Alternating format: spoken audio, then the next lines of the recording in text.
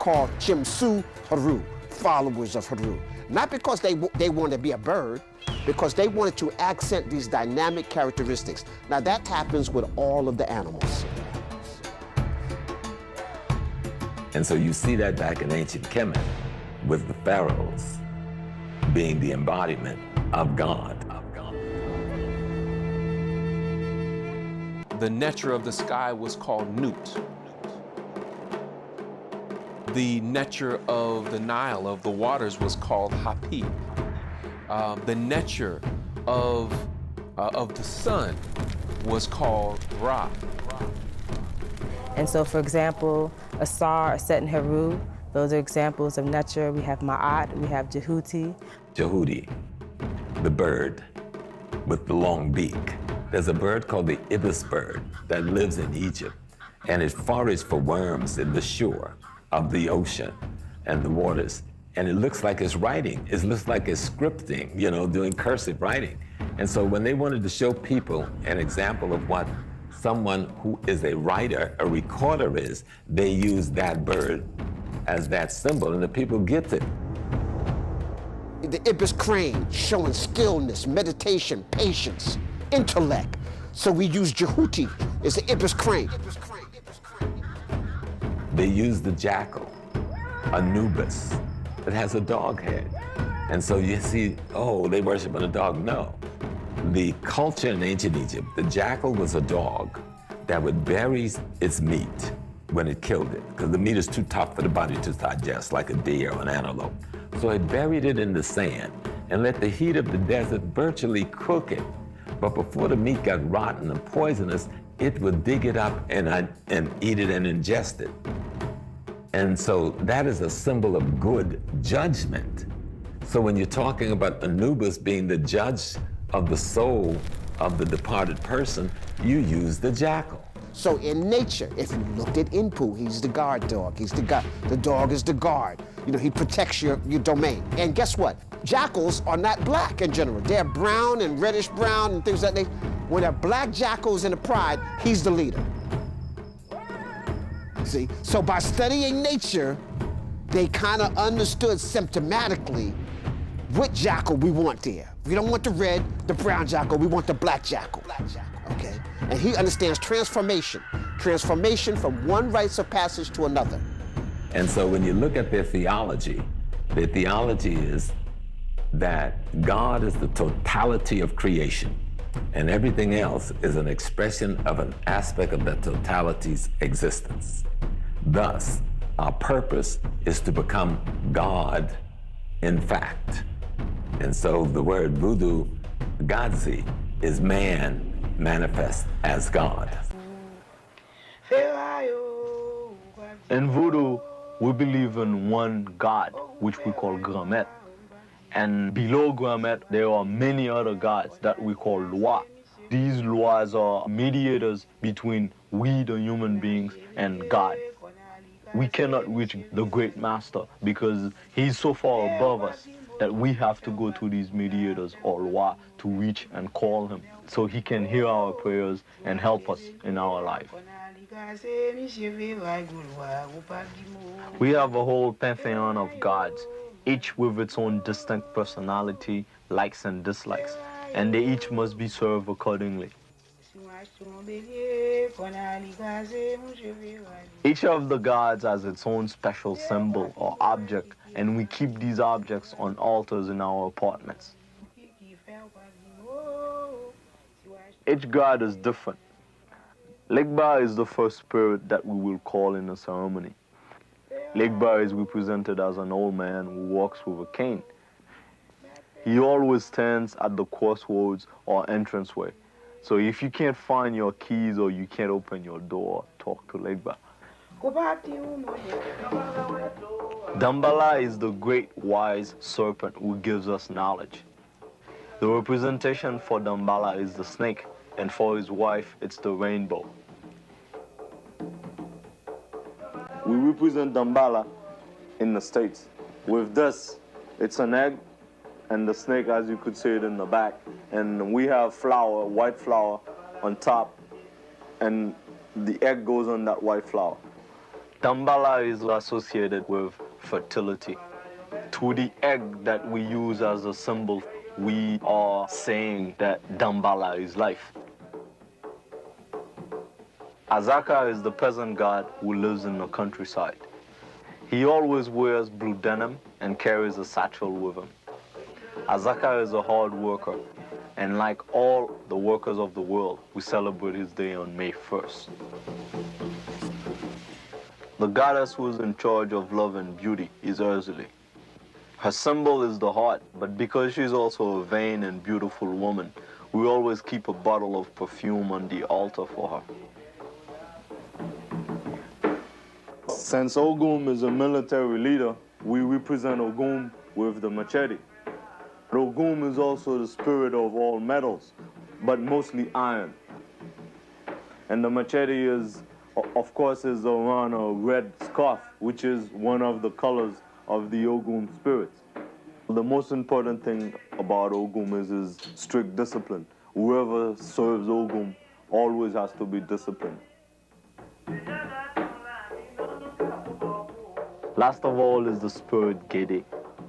Gede's color is black since he represents the dead and lives in the cemeteries. But Gede can be life too. He loves jokes and sex and likes to play tricks on people. Of course, we have the ceremony for Gede on Halloween. Across the diaspora to build worlds and tell stories influenced by their heritage. Thanks to the hit success of books like Tomi Adeyemi's Children of Blood and Bone, wider audiences are finally getting introduced to the Orisha and spirits of Yoruba lore. But who are these deities, and where do they come from? In Adeyemi's novel, the main character is part of the Iku clan that worships the deity Oya and traditionally has powers over life and death. Oya is a real figure from Yoruba mythology, a collection of stories from the widespread tribe that speaks the Yoruba language. Oya is one of many Orisha, or deities who can move between the human and divine realms. With control over the wind, a reputation as a fierce warrior, and a responsibility to watch over the threshold of life and death, Oya is one of the more formidable Yoruba deities, but she is by no means the most powerful. According to Yoruba mythology, the universe and all of the forces therein were created by a single supreme being, most often known as Olafin. Also known as Olorun or Olodumare, this genderless creator god is all-knowing, all-powerful, and eternal. It might be tempting to compare Olafin to the Abrahamic god, but they are a unique being, and no other deity is like them. In the beginning of time, Olafin crafted the universe and invented day and night. They gave divine energy called Ashe to all the objects and beings, and breathed life, or Emi, into every living thing.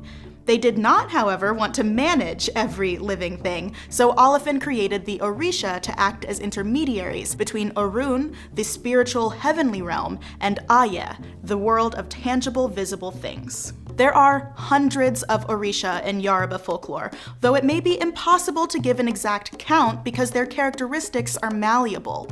A single Orisha's name, gender, and parentage can vary depending on when and where you hear the story, though their core traits remain largely unchanged.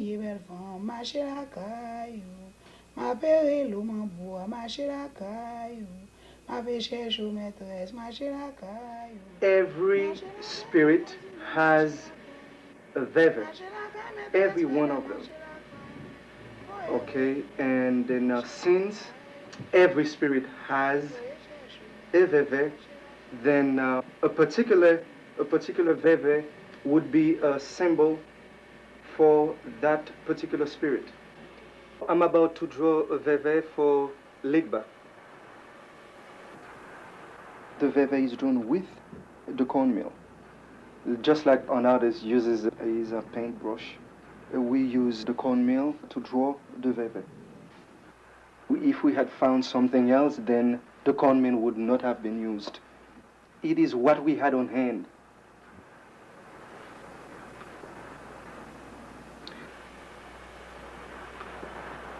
Generally speaking, for all the spirits, you would try to find out what they use or what they like. and you would include what they like in the veve.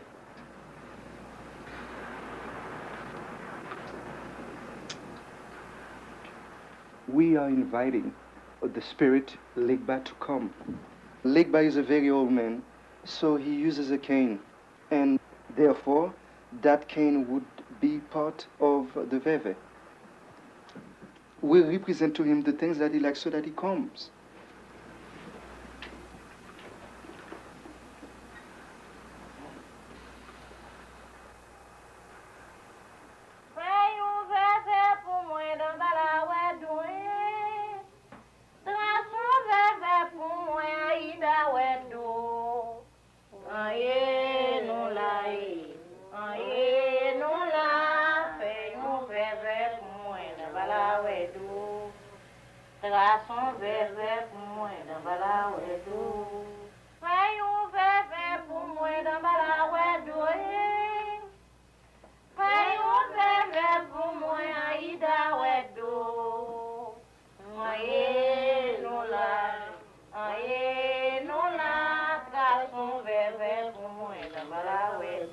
Why do you think it's kind of lost in present day if it's this cool and interesting and healing? Yes, yes.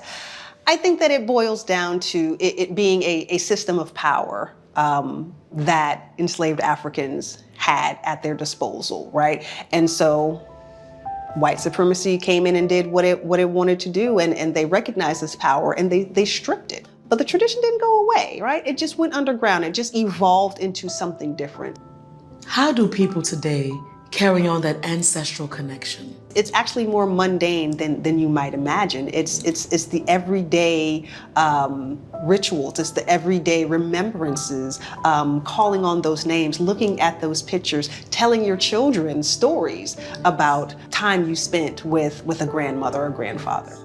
It's hard to know just how many other parts of American culture can be traced back to early Hoodoo practices. Fewer people have held on to the old religion that they have in Haiti or Cuba. But among many, traditional practices and ancestral connection remain strong. I'm sitting down with Dia Salam, a traditional healer from rural Georgia, to better understand her relationship to those who have come before her and the power it gives her spirit work in the here and now. So people call you a conjure woman. What does that mean? So a conjure woman is someone who can take anything in front of her and make a healing balm out of it. That's what I consider to be a conjure woman. Someone who can make something out of nothing. You ever heard your grandmama say that? I need to go make something out of nothing. I've heard that. So when I think of conjure, I think of like fire, smoke, spells, like, no? No. Dang. Think more. Hollywood got me? Hollywood definitely had you. Hollywood definitely had you. In a chokehold. Yeah, in a chokehold. Get me out the chokehold. So put that down, Okay. Lay that to rest. What you want to think about is your kitchen. Wow. Opening up your cabinets. You want to think about what's in your cabinets. You want to think about when you don't feel well and your grandmother's making that chicken noodle soup and she's praying over the soup as she's stirring it. You want to think about the spices she uses, the herbs she uses. You want to think about her going out in her backyard, pulling out onions to put into the soup. That's what you want to think about when you think about a conjure woman. How do you practice ancestor worship? Well, one way is by having them on display. So at home, I have an altar just for my ancestors. And on that altar, you will see every one of these pictures, as well as any obituaries or relics of my ancestors that I have kept, whether it's a necklace or a Bible or anything that brings me close to them. And so each week, I have dedicated Sunday to them. And I go to them, I just sit by them, I thank them for their life, I thank them for their perseverance, I thank them for their wisdom, and I just ask them to help guide me while I'm here. I honestly believe Jesus was one of the most toxic relationships I've ever had in the entirety of my life. You shouldn't keep your magic in the dark. Like, this is your soul. You need to share it to the world. Let it rain on me now. So be it. So it is.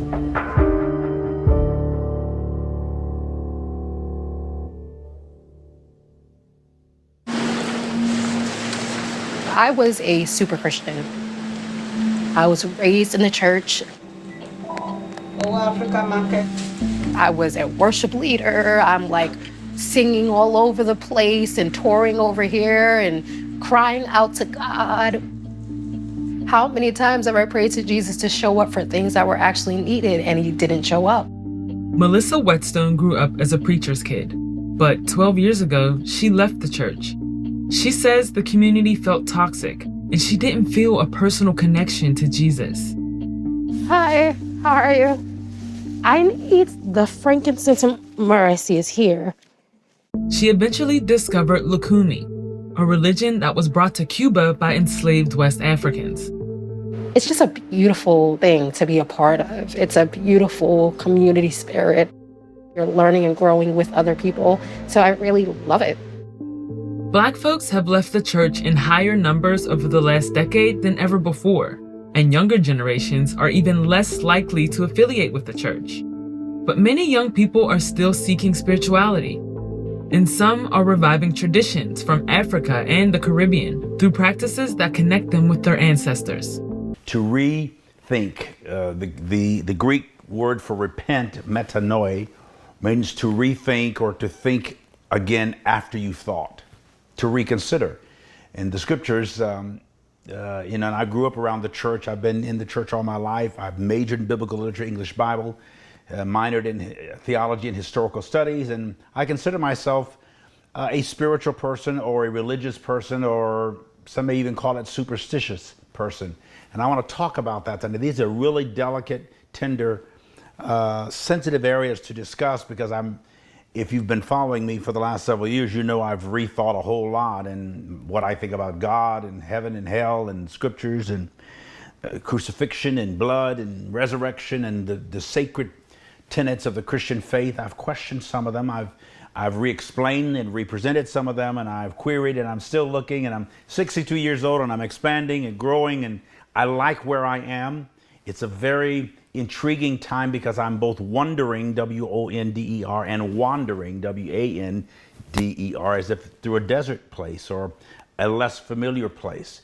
Not unfamiliar to my spirit because I feel very much at one with who I am and where I'm going, but psychologically and customarily, based on the sentimentalities of my past and the cultural iconoclasms of my past, my religion, my parents, the upbringing, all of that is being confronted. And I'm thinking, and you may be thinking too, because I think millions of people in this age of Aquarius, and there was a time when I would not even refer to a sign of the zodiac. This comes from the Greek word zao, or where we get the word, or zoe, zoology, the animal sentient in humankind. This age of Aquarius is called an age of enlightenment. And it happens to go right along with the whole idea of the internet and the information highway. And it's like the History Channel. I spend hours watching the History Channel. I even look at things like ancient aliens and the conspiracies around UFOs and extraterrestrial conspiracies. And is there another world? And what is this one? And how much is real? And how much is an illusion? And is the gospel the greatest story ever told, or is it just the greatest story ever sold and we bought into it? And what does that mean? And how does my relationship with Jesus or my concept of Christ change? Has it changed? If it has, in what way? Is it detrimental to me? Do I feel more enhanced, or do I feel intimidated or demeaned or diminished in any way? And I can say, no, I don't. I feel expanded and augmented by this new way of thinking. My love for the concept of Christ, the principles and purpose of Jesus. A lot of the way I've taught it, I've altered, but my basic love for the teachings of Jesus and the consciousness of Christ, and I see Jesus and Christ as two different things. I like the way Anton Mesmer says that Jesus is the man, Christ is the science. And I'll kind of tie that into this whole insanity that we call religion. And I will title this, Is From the periphery of the African spiritual and cultural system became Christianity. And when the Protestant broke away in the 1500s, the Ethiopian church was already 1,000+ years old. Had nothing to do with Protestant Europeanism. When the Catholic Church was founded in the 10th century, the Ethiopian Church was already 500 years old. Has nothing to do with that. Though some people try to make it appear that we borrowed it from them in that form, no. If you look at how we look at the arrangements and our referencing the divine and our relationship to divinity and the elemental understanding of how to build human character so that it imitates divinity, you get a good sense of what African culture is really about. A lot of us practice the Yoruba culture, some of us the Igbo culture and others, but none of them have any think over the other. Each of them are groups of African under certain circumstances at a certain time in history trying to work this thing out.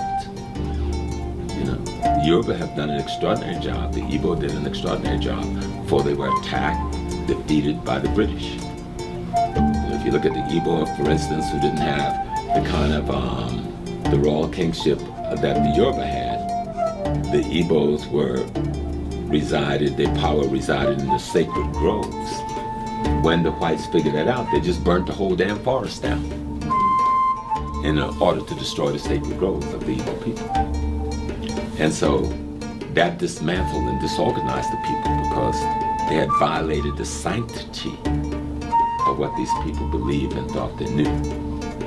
With the Yoruba, they tried to capture the king and capture the palace and stuff like that. But these people were not doing it for any religious reason. They were doing it for basic human greed, envy, and jealousy. When they came into Africa, if you read some of the documents they sent back to Europe, telling them what they had found, cities that was laid out in grids.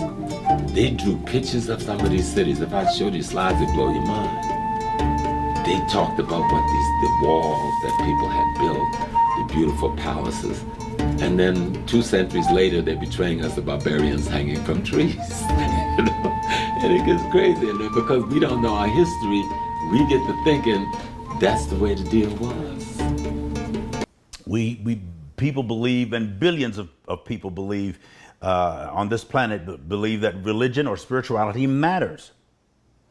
Whether it's Hindu, Muslim, Jewish, Buddhist, Christian, Catholic Christian, Protestant or protesting Christian, agnostic, atheist, everybody believes in something, even if it's what they don't believe in, or the fact that they don't believe. Religion to most people is perceived as relevant, profoundly important, and some call this superstition. If you believe in angels or spirits or gods or demons or demogods or demon gods or voices and entities, Martians, aliens, that's sort of superstitious. And most religions, if not all of them, are based on that. Even the more earthly ones like Wiccan, witch religion that believes in the environment and Mother Earth and hugging trees and taking care of nature, and that's a sort of a very limited definition. But superstition means excessively credulous belief in or reverence for supernatural beings or less than natural beings. Super means above. Something other than ether, out there, something non-normal or less normal. Okay, superstition is considered to be excessively credulous belief. Not just belief, but excessively credulous belief. A widely held but unjustified belief in a supernatural causation leading to certain consequences of an action or an event or a practice based on that belief. So it's sort of abstract, and most people, even people who are not necessarily religious but like to trip out on drugs or kind of have these hallucinatory experiences or out-of-body experiences or in-between world experiences or get high, mind-altering drugs, they go someplace, they transcend or transform or transit. The whole idea of a transistor radio and what it means to be able to get signals from and tune into other frequencies, and what's the term? I can't remember right now, where you go out or you kind of lose yourself. It's an out of this world experience. We like that. All the paranormal stuff they have that these kids are flocking to theaters to see, some of it like the werewolf series and all that kind of stuff. And it's fantasies, but people believe and imagine things that are less, if not non-scientific.